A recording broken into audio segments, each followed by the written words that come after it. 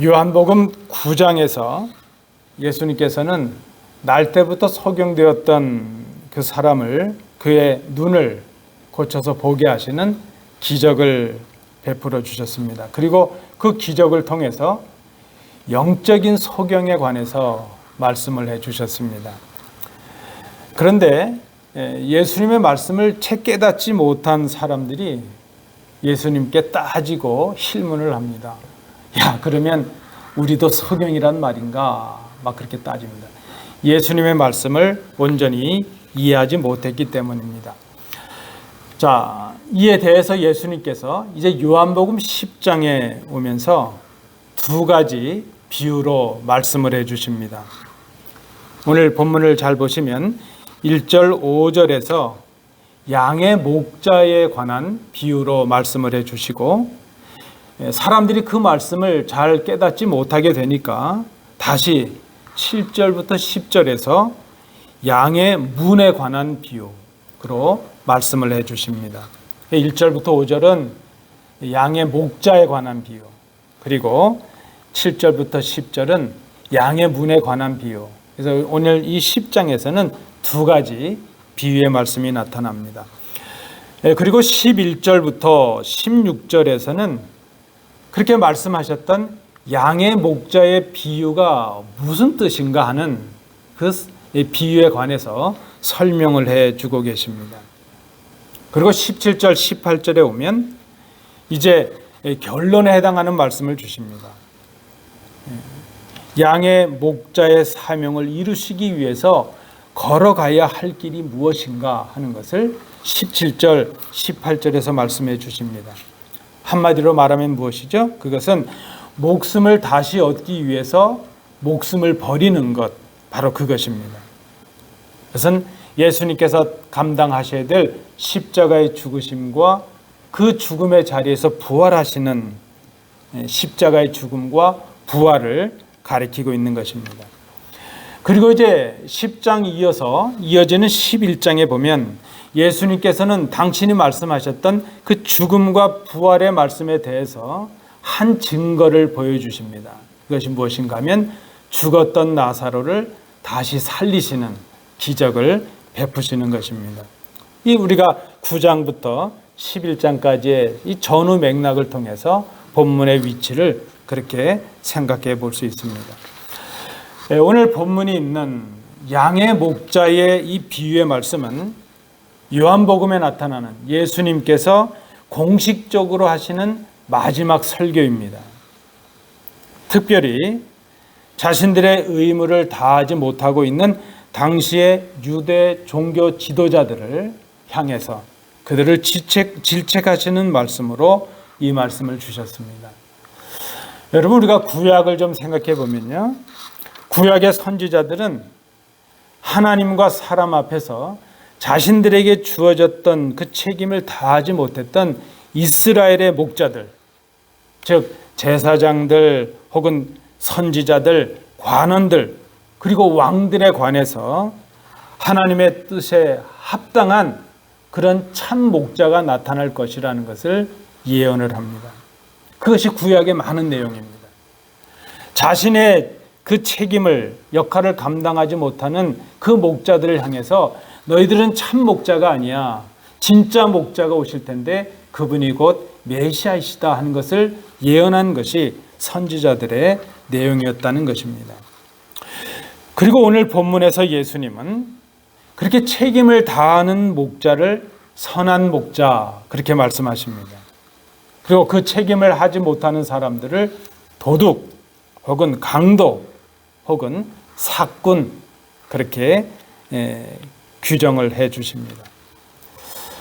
선한 목자와 도둑과 강도, 사꾼을 어떻게 구별할 수 있을까?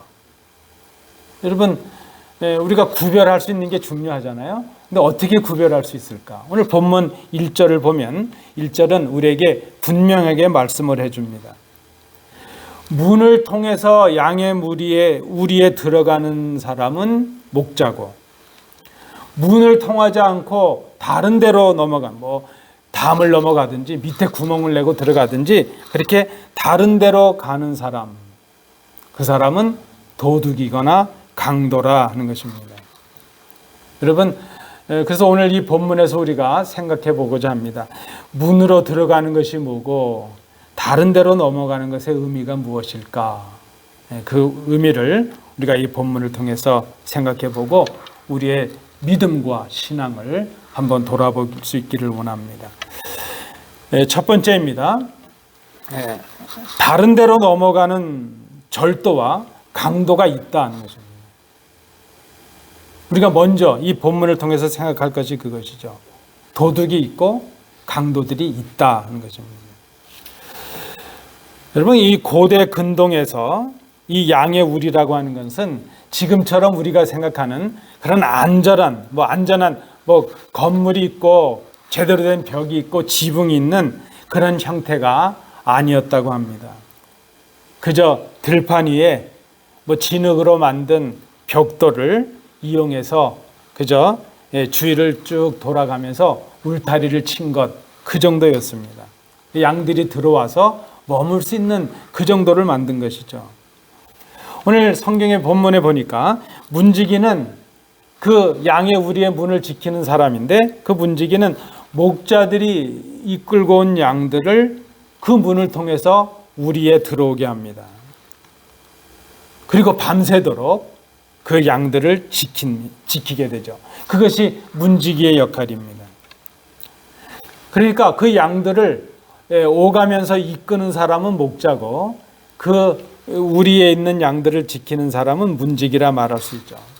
근데 우리가 생각할 것이 그것입니다. 이렇게 양들을 위해 양을 지키는 문지기가 있고 목자들이 있는데 그럼에도 불구하고 그 양들을 노리는 도둑이 있고 강도들이 있다는 겁니다. 짐승들도 있겠죠. 늑대도 있고 이리도 있겠죠. 우리가 읽지는 않았지만 10장 7절에서 보면 예수님이 이렇게 말씀하십니다. 나는 양의 문이다 이렇게 말씀하십니다. 이 말씀에 비춰서 보면 우리는 예수님을 통해 들어간 양들이 모여서 거하는 곳, 양의 우리라고 하는 것은 그 문이신 예수님을 통해서 들어간 사람들이 모여 있는 곳, 거해 있는 곳, 그것이 바로 양의 우리라 말할 수 있죠. 지금 우리가 우리의 의미로 생각하면 그것입니다. 예수님을 그리스도로 믿고 구원을 얻은 사람들, 그 사람들이 바로 양의 우리에 들어가 있는 사람들이죠. 그러니까 이 양의 우리를 우리가 영적인 의미로 해석하면 바로 교회라고 말할 수 있습니다. 교회는 양의 문 대신 그 우리의 문 대신 그 주님을 통해서 예수님을 구주로 믿고 고백함으로 함께 모여있는 우리가 바로 양의 우리 주님 안에 거하는 양들이라 하는 것입니다. 동시에 더 나아간 의미로 본다면 이 양의 우리는 그렇게 예수님을 믿는 자들을 이끄셔서 앞으로 영원히 거하게 하실 하나님의 나라, 그것을 바로 양의 우리 그렇게 말할 수 있습니다. 그러니까 이 땅의 교회가 양의 우리요, 장차 주님께서 오셔서 완성하실 장차 완성될 하나님의 나라가 양의 우리다 그렇게 말할 수 있습니다. 동의하시죠, 여러분? 예. 그런데 이렇게 생각하고 보니까 여기 한 가지 의문점이 생겼다는 것입니다. 의문이 남습니다. 예수님이 목자이신 양의 우리에 도둑이 있고 강도가 있을 수 있는가? 장차 완성될, 그래서 이 땅에서 시작된 하나님의 나라를 허무는 도둑이 있고 강도들이 있는가? 바로 그것이죠. 이 질문에 대한 대답은 무엇이죠? 있다는 것입니다. 여러분 기억하시나요? 예수님이 함께 거하신 배에, 제자들과 함께 있었던 배에, 그 배에도 예수님이 함께 계시는데도 풍랑이 일었습니다. 우리는 늘 그렇게 생각하죠. 예수님이 함께 계시면 우리는 안전해야 되고 평안해야 되고 모든 문제가 다 해결돼야 된다, 그렇게만 생각을 합니다. 그런데 오늘 본문을 보니까 그게 아니라는 것입니다. 예수님을 믿음으로 구원의 백성된 우리 교회 성도들을 후리는 도둑들이 있고 강도들이 있다는 것입니다. 우리는 마음에 의심이 생깁니다. 어떻게 예수님이 선한 목자이시고 예수님이 문이 되신 교회를 허무는 도둑이 있고 강도가 있을 수 있겠는가? 교회, 이 땅의 교회, 이 하나님의 나라는 예수님으로 말미암아 이 땅에 임했고 세워졌습니다. 근데 여러분 기억하십시오. 아직 완성된 것이 아닙니다. 다만 완성을 향해 나아가고 있는 것뿐입니다. 그래서 교회가 완전하지 않다는 것, 뭐 교회에 이런저런 문제가 있고 교회가 이런저런 어려움을 당한다는 것 때문에 실망하지 마십시오. 실망할 일이 아닙니다. 우리가 예수님을 믿으면서 이런저런 어려움을 당하고 이런저런 고통이 있고 좀 문제가 해결되지 않는다고 낙심하지 마십시오. 그럴 수 있다는 것입니다. 문지기가 있고 목자가 있는데 그 양들을 노리는 도둑이 있고 강도가 있고 짐승들이 있습니다. 그런데 우리가 더 한 가지 기억할 것은 예수님께서 다시 오셔서 이 땅, 이 세상을 심판하실 그때가 되면 지금은 좀 이렇게 부족해 보이는 교회이지만 완성이 됩니다. 그때 하나님의 나라가 완성이 됩니다. 그러니까 우리는 견디고 버티고 지켜내야 됩니다. 언제까지요? 주님께서 오실 때까지. 죽기까지. 주님이 우리를 부르실 때까지, 그때까지 양의 우리인 교회는 늑대 때의 위협도 받을 수 있고 도둑도 있고 강도도 있다는 것, 이거 인정하고 감당해야 된다는 것입니다.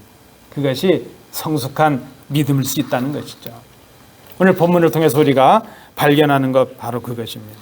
절도가 있고 강도가 있을 수 있다. 두 번째입니다. 오늘 본문을 통해서 우리가 발견한 두 번째는 다른 데로 넘어가는 것은 예수를 통하지 않는 것이다 하는 것입니다. 여러분 제가 그렇게 말씀을 드렸죠. 목자, 진짜 목자는 문을 통해서 우리로 들어갑니다. 그리고 그 들어가서 양들을 이끌어서 이제 초장으로 나오죠. 또한 양들을 이제 하루 동안 데리고 다녀서 꼴을 먹이다가 이제 저녁 때가 되면 그 문을 통해서 양들을 데리고 양의 우리로 들어가서 양들로 하여금 그 자리에 머물게 합니다. 문으로 들어가고 문으로 나오는 그 사람이 바로 양의 목자라는 것입니다. 그런데 도둑은 어떨까요? 문지기의 눈을 피해서 문이 아닌 다른 곳으로 넘어가는 자, 그는 도둑이거나 강도라 그랬습니다. 다시 7절 말씀을 기억해 보시죠. 나는 양의 문이라 이렇게 말씀하신 그 예수님의 말씀에 의하면 문이 아닌 다른 데로 가는 사람은 도둑이거나 강도라 그랬습니다. 그 문은 곧 예수님이시라 그랬습니다. 예수님을 통하지 않는 것, 그것이 강도요 도둑질하는 것이죠. 예수님을 통하지 않고 다른 데로 넘어서 그 양의 우리에 들어가는 것은 예수님의 십자가를 통하지 않고 다른 방법으로 교회가 되려고 하고 다른 방법으로 하나님의 나라를 들어가려고 하는 것. 예수님이 아니라 다른 방법으로 믿음을 구하고 다른 방법으로 형통하기를 원하고 다른 방법으로 구원을 받기 원하는 것, 그게 바로 도둑질이고 강도질이라는 것입니다. 오늘 본문의 말씀의 의미가 그렇습니다. 어떤 사람들이 이렇게 말하는 분들이 있어요. 뭔 예수를 믿으려 그래. 그저 살면서 선한 일을 많이 하면 죄도 사함받고 좋은 데 가고 구원도 받을 수 있지. 뭐 예수만 믿으려 그래. 석가모니도 믿고 마호멧도 믿고 뭐 이거저거 다 믿으면 산으로 올라가는 길이 여러 가지 있는 것처럼 결국에는 좋은 데 가겠지. 그렇게 말하는 사람들도 있습니다. 여러분, 우리가 기억해야 될 것이 있습니다. 우리는 우리 스스로의 힘과 능력으로 우리의 죄를 살 능력이 없습니다. 우리 스스로 하나님이 정해놓으신 그 완전한 의에 이를 만큼 우리 스스로 선행을 할 만한 능력도 우리에게는 없습니다. 여러분 착하다고 생각하세요? 그 기준이 무엇입니까? 내가 볼 때 착해도 사람들이 볼 땐 착하지 않을 수도 있고, 내가 보기엔 착해도 하나님에 의해 기준엔 이르지 못할 때가 얼마나 많은지 모릅니다. 우리의 인간의 힘과 능력으로는 아무것도 할 수가 없습니다. 그런데 우리의 힘과 능력으로 해결할 수 없는 그 죄의 문제를 해결하신 분이 바로 예수님이십니다. 그래서 우리는 예수님을 믿습니다. 예수님께서 십자가의 죽으심으로 우리가 죄될 그 죄짐을 대신 다 대속해 주시고 감당해 주셨습니다. 예수님이 대신 죄값을 치르셨기에 우리는 죄를 지었지만 이제 죄인이 아니게 되었습니다. 하나님의 은혜로 우리가 의인이 되었습니다. 죄의 값을 다 치루었기 때문입니다. 이제 우리는 예수님을 믿음으로 그분의 은혜와 능력으로 구원받은 사람들이 되었습니다. 이것이 우리가 수고했던 결과가 아니고 우리가 뭐 잘해서 했던 우리의 공로의 결과도 아니었습니다. 예수님께서 우리에게 주신 선물로 주어진 것이기에 그저 은혜라 그렇게만 말합니다. 여러분 기억하시죠? 에베소서 2장 8절은 이 말씀을 이렇게 정리하고 있습니다. 너희는 그 은혜에 의하여 믿음으로 말미암아 구원을 받았으니 이것은 너희에게서 난 것이 아니요 하나님의 선물이라. 우리가 구원받은 교회가 되고 하나님의 나라의 백성이 되는 유일한 길은 예수님을 통하는 길밖에 없습니다. 예수님 외에 다른 것을 말하면 이단이요 잘못된 것입니다. 그것이 도둑이요 강도질입니다. 사도행전 4장 12절에도 이렇게 말씀하십니다. 다른 이로서는 구원을 받을 수 없나니 천하 사람 중에 구원을 받을 만한 다른 이름을 우리에게 주신 일이 없음이라 하였더라. 여러분 오직 예수밖에 없다는 것입니다. 예수를 통하지 않는 모든 것을 거부하고 버리는 것, 그것이 바로 믿음입니다. 예수님을 통하지 않고 교회를 이루려 하고 예수님을 통하지 않고 하나님의 나라를 꿈꾸는 모든 것들을 버릴 수 있어야 됩니다. 요즘 우리는 말씀과 예배 홍수 시대를 살고 있는 것 같아요. 온갖 매스미디어 또 SNS 이걸 보면 얼마나 설교가 넘쳐나고 예배가 넘쳐나는지 몰라요. 그런데 여러분 잘 분별하십시오. 그 가운데는요 거짓 설교도 있고 거짓 가르침도 있고요 거짓 예배도 얼마나 많은지 모릅니다. 우리를 미혹합니다. 거짓일수록 더 달콤하고요 더 보암직하고요 더 먹음직합니다. 거짓 교훈과 거짓 가르침을 분별하고 미혹되지 말아야 됩니다. 분별하는 방법은 유일합니다. 내가 지금 예수님을 통하고 있는가 아닌가 그것을 잘 살피는 것입니다. 오늘 우리가 본문에서 발견하는 두 번째 교훈입니다. 이제 마지막 세 번째입니다. 3절부터 5절 말씀을 참조해 주시기 바랍니다. 우리 이번에 세 번째는 한번 우리 함께 제목을 읽어보실까요? 제가 정리한 내용을 한번 읽어보겠습니다. 시작. 다른 데로 넘어가는 것은 상식도 지키지 못하는 것이다. 오늘 본문 3절부터 5절의 말씀을 보면요. 자, 날이 밝습니다. 날이 밝으면 목자는 그 양들을 이끌기 위해서 양의 우리로 옵니다. 그리고 이제 문지기와 인사를 나누겠죠. 밤새도록 문지기가 양들을 지키느라고 노력했으니까요. 수고했으니까요. 그리고 그 문지기는 그 목자를 위해서 양의 문을 열어줍니다. 목자는 그 문으로 이제 우리에 들어가서 일일이 그 양들을 잘 살피고 이름을 불러서 양들을 이제 인도해 냅니다. 양들은 이제 목자의 음성을 듣고 목자를 따라서 초장으로 가게 됩니다. 한 마리 잃은 양을 찾기 위해서 애쓰고 애썼던 목자에 관해서 예수님께서 말씀하신 적이 있습니다. 그 말씀처럼 목자는 양들을 지키고 양들을 돌보기 위해서 최선을 다합니다. 문지기가 목자를 위해서 문을 열어주는 것, 양들이 목자의 음성을 듣고 그 알아듣고 따라가는 것, 목자가 자기의 양들을 자기가 돌보는 양들을 일일이 알고 잘 살피는 것, 양들이 낯선 사람의 음성을 듣고는 따라가지 않는 것, 그것은 당시의 실제 생활에서 흔히 목격되어지던 그런 일들이었을 것입니다. 이 말씀을, 예수님의 말씀을 듣고 있던 사람들은 잘 알고 있던 내용이었을 것입니다. 자신들의 삶 속에서 많이 경험했던 그런 내용들이었을 것입니다. 목자와 양들의 관계에 있어서 이러한 일들은 특별한 일이 아닙니다. 극히 자연스러운 일이요, 아주 상식적인 일이었다는 것입니다. 얼마 전에 하루는 우리 교회 뒤편에 큰 쓰레기통이 있죠. 이 쓰레기통에 제가 쓰레기를 버리러 갔는데 뭐 소리가 나서 열어봤더니 아주 제 주먹만한 새끼 고양이가 거기 빠져서 나오지 못하고 있는 거예요. 아마 밤새도록 있었는지 그냥 목이 다 쉴 정도로 울었어요. 그래서 그 고양이를 제가 꺼내준 적이 있습니다. 그 이후로 그 고양이가 제가 한 3번쯤이나 더 꺼내줬으니까요. 밤새도록 거기 뭐 있나 뒤지러 갔다가 빠지면 못 나오고 그래요.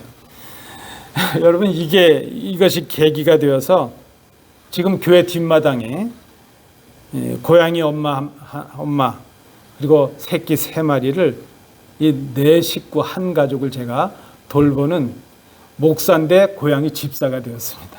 지금 그 4마리를 돌보고 있습니다. 하루에 한 번 정도 물과 사료를 줍니다. 오늘 제가 주일이라 바빠서 아직 못 줘서 지금 눈이 빠지게 기다리고 있을 것 같아요. 제가 교회 아침에 출근을 해서 뒷마당에 가서 저기 놀이터 앞에 서서 이렇게 합니다. 노랑아, 노랑아. 그러면 이 4마리가요, 어디서 나타나는지 꼬리를 치켜 세우고 그냥 막 와서 제 발밑을 뒹굴고 비비고 난리도 아닙니다. 이 고양이들은요, 제가 내는 그 휘파람 소리나 제 음성을 어떻게 알고 나타납니다. 제가 뭐 그렇게 큰 소리를 하지도 않습니다. 딱 요 정도예요. 노랑아, 노랑아. 그러면 그냥 나타납니다. 아주 작은 그런 소리도 다 알아듣고 옵니다. 아마 제 소리를 듣기 위해서 집중하고 언제 이 목사인 우리 집사의 소리가 들릴까 그렇게 기다리는 것 같아요. 아주 작게 불러도 뛰어나오고 그저 빨리 와서 불러주기를 집중하고 기다리는 것처럼 생각이 됩니다. 제가 이 자신들을 해치는 사람이 아니고 밥과 물을 준다는 신뢰가 생겼기 때문이라 생각합니다. 자, 그래 고양이가 제 옆에 있으니까 가끔 우리 아이들이나 다른 분들이 신기하기도 하고 또 고양이들이 예쁘니까 이제 막 같이 와서 좀 보려고 오죠. 그러면 낯선 사람들이 다가오게 되면 이 고양이들이 이내 모두 그냥 도망가고 숨어버립니다. 그분들의 그 모습과 소리가 낯설기 때문이고 그들을 알지 못하기 때문입니다. 이 말 못하는 미물인 고양이들도요, 자신들에게 먹을 것을 주고 자신들을 아껴주고 또 돌보는 그런 사람을 기억하고 아는 것, 그의 소리를 듣고 따르는 것, 여러분, 이것이 특별한 일이 아니고 자연적인 것이고 상식적인 것이라는 것입니다. 믿음과 신앙의 역사, 믿음과 신앙의 일들은 때때로 우리가 생각하고 있는 합리적인 생각과 우리의 인간의 능력과 상식을 넘어설 때도 있는 것이 사실입니다. 초월적인 역사들이 있습니다. 말씀의 능력과 기도의 응답으로 우리는 신비하고 초월적인 그런 기적을 경험할 때도 있습니다. 의사가 고치지 못했던, 사람의 능력이 포기했던 병이 나음을 받기도 합니다. 우리의 힘으로 해결할 수 없어서 포기하고 절망했던 문제들이 하나님의 능력으로 해결되는 경험이 우리에게 있기도 합니다. 하나님께서 주시는 능력은 오늘도 우리에게 우리가 생각하고 있는 상식과 우리의 능력과 우리의 생각을 뛰어넘는 기적을 경험하게 하는 것 사실입니다. 그것을 부인할 필요는 없습니다. 그런데 여러분, 대부분 우리가 경험하고 있는 믿음과 신앙의 역사, 이 믿음과 신앙의 일들은 이 세상이 따르는 상식과 하나님이 허락하신 자연의 이치를 따르고 있다는 것입니다. 그래서 믿는 자들인 우리 교회도 세상 사람들이 생각하는 도덕과 윤리와 상식과 법규를 준수해야 합니다. 오히려 믿는 사람들은 세상 사람들이 지키는 도덕과 그런 기준보다도, 그런 상식보다도 더 엄격하고 높은 기준을 갖추어야 할 것입니다. 그런데 문제가 있습니다. 무엇이 문제인가 하면 때로는 믿는 자들이, 때로는 교회가 상식도 지키지 못한다는 것입니다. 교회와 믿는 자들이 세상보다도 못한 도덕과 세상보다도 못한 상식의 기준을 가지고 행할 때가 있다는 것입니다. 더 문제는요, 그렇게 상식도 안 되는 일을 하면서 그것이 신앙이라고 생각을 하고 그렇게 하는 것을 예수 잘 믿는 것이라고 착각한다는 것입니다. 최근에 우리는 여러분 뉴스를 보셨죠? JMS라는 이단 집단의 뉴스를 듣고 있습니다. 저는 개인적으로 제가 그 정명석이라는 사람을 알진 못하지만 그분의 형님은 잘 알아요. 그분의 형님은 제 선배 목사님이세요. 그분이 그 동생 때문에 얼마나 마음을 많이 졸였는지 몰라요.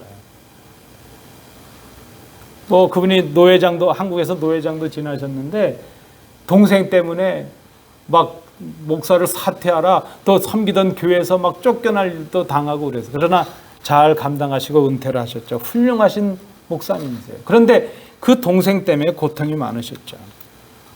여러분도 이 뉴스를 다 듣고 알고 계시죠? 우리의 의문은 그것이에요.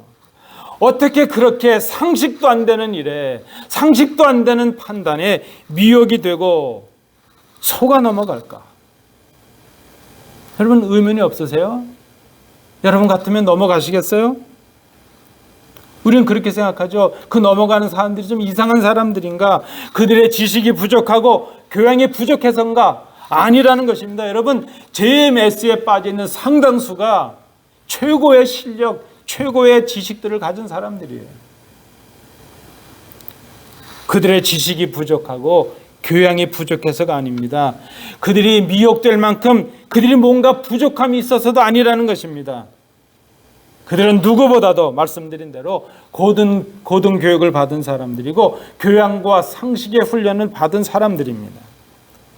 그들은 우리와 전혀 다를 바가 없는 평범한 사람들입니다. 이유가 있다면 딱 한 가지입니다. 선한 목자의 음성을 듣지 않기 때문입니다. 선한 목자를 알아보지 못하기 때문입니다. 그러니까 자신들을 후리고 자신들을 멸망의 길로 이끄는 강도와 도둑을 따라가는 것입니다. 오늘 주님께서 안타까운 마음으로 말씀하십니다. 선한 목자는 양들을 위하여 자신의 목숨도 버리느니라. 선한 목자는 자신의 양들을 위해서 자신의 목숨도 버린다. 선한 목자는 그 양들로 하여금 생명을 얻게 하고 더 풍성히 얻는 것을 목적으로 살아가는 그 사람이 바로 목자이다. 상식을 지키는 믿음이 될 수 있기를 원합니다. 여러분, 우리 교회가, 우리 성도들이 상식을 지켜야 됩니다. 오히려 그 상식을 넘어서는 그런 믿음의 소유자들이 되어야 합니다. 세상보다 더 고결하고 더 깊은 도덕적인 기준과 잣대가 필요하고 그 위에 말씀의 능력이 우리에게 임해야 됩니다. 예수님께서 우리가 걸어가야 할 길이요, 우리가 들어가야 할 문입니다. 우리가 집중하고 듣고 따라가야 될 분은 오직 예수시라는 것입니다. 오늘 교훈을 통해서, 이 본문을 통해서 우리가 배우는 교훈입니다. 예수가 아닌 다른 데로 들어가는 것, 예수의 문이 아닌 다른 데로 따라가는 것, 그것은 상식도 지키지 못하는 일이 되고 만다는 겁니다. 양들도 따라가는 일, 고양이도 지키는 일을 사람인 우리가 못하는 결과가 되고 만다는 것입니다. 여러분, 기억하십시오. 우리는 예수님의 선택받은 양들입니다. 그런데요, 동물학자들의 표현에 의하면 양은 눈이 어두운 동물이라고 합니다. 자기 주위 외에는 멀리를 내다보지 못한다 그래요. 그래서 목자의 도움이나 돌봄이 잠시라도 없게 되면 실족할 수밖에 없고 길을 잃고 위험에 빠지게 된다는 것입니다. 그래서 그 양들을 위해서 목자의 책임이 더 큽니다. 양의 책임도 있죠. 양의 책임이 무엇일까요? 자신의 목자만 따르는 것입니다. 여러분, 우리가 예수님의 양들이라면 우리가 할 일이 무엇인가요? 예수님만 믿는 것입니다. 예수님만 따르는 것입니다. 예수님의 음성을 듣고 그 목자이신 주님만 따라가는 것, 거기에 우리의 생명이 있고 거기에 우리의 풍성함이 있습니다. 동시에 우리는 양이지만 또 동시에 목자의 사명이 있다고 보여집니다. 목자의 책임이 무엇일까요? 주인이 맡기신 그 양들을 잘 돌보고 지키는 책임이 있습니다. 하나님께서 맡기신 양들을 세상 가운데서 잘 인도하고 그들을 잘 인도해서 하나님의 나라에 들어가게 하는 일, 그것이 바로 목자인 우리가 해야 될 일입니다. 여러분들이 다 목자이십니다. 가정의 목자이시고요, 연약한 성도들의 목자이시고 어린 자녀들의 목자이십니다. 그런데 목자가 어떻게 이 역할을 감당하느냐? 앞서서 따라오게 하는 것입니다. 양들 앞에 서서 먼저 가는 것입니다. 말로 가르치고 훈계하는 것이 아니라 따라오도록 양들이 걸어가야 될 길을 먼저 앞서서 걸어가고 본으로 보여주는 것, 그것이 바로 목자가 할 일입니다. 이 목자는 그 일을 위해서 출입해야 되는데 양의 문으로만 출입을 합니다. 우리의 양의 문은 오직 예수님이시라 그랬습니다. 오직 예수님을 통해서 들어가고 나가면서 믿음의 본을 세우는 사람이 목자라 할 수 있죠. 이것이 우리가 감당해야 될 신앙의 일이요, 삶이라는 것입니다. 이것을 언제까지 할까요? 주님 오실 때까지 하는 것입니다. 이것이 믿음의 여정이요, 우리의 믿음의 삶입니다. 말씀을 맺습니다. 성도 여러분, 여러분은 오늘 이 믿음의 삶을 어떻게 감당하고 계십니까? 이만하면 됐지, 이렇게 하고 계십니까? 아유, 난 이제 지금 찾게도 늦겠으니까 포기해야 되겠다, 그렇게 생각하십니까? 이 일을 감당하시는데 예수님을 통하여 하고 계십니까? 아니면 다른 데로 넘어가서 하려고 합니까? 예수님이 아닌 다른 방법, 다른 그런 뭔가 수단을 생각하고 찾고 계십니까? 선한 목자이신 예수님을 따르는가? 양의 문이신 예수님을 통하여 믿음의 삶을 행하고 있는가? 거기에 우리의 생명이 있고 우리의 풍성함이 있습니다. 우리의 믿음이 진짜인가 아닌가? 바로 거기에 있습니다. 내가 지금 어디로 들어가고 나가고 있는가? 정직하게 돌아보시는 이 아침이 되시기 바랍니다. 기도합니다.